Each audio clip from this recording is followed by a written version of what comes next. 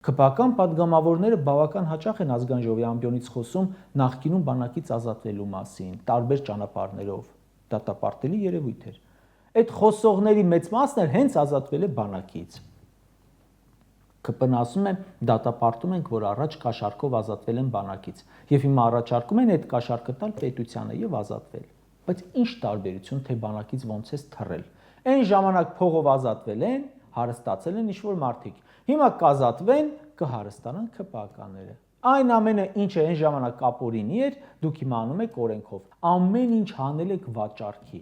Երկիրը, հողերը, բանակը, սրանց ուշք ու միտքը փողն է։ Սրանց խոսակցությունը պատտվում է փողի շուրջ, եթե ուշադիր եք եղել։ Սրանց գործունեությունը վերաբերում է փող աշխատելուն։ Սրանք ժողովրդին հիշում են, երբ պետք է հարկ ավելացնել, տուրք ավելացնել, նոր տուգանք սահմանել։ Նախորդ նիստում էլ մի որոշում կայացրին փողով հերթը առաջ գցելու մասին։ Փոխանակ այնպես անեն, որ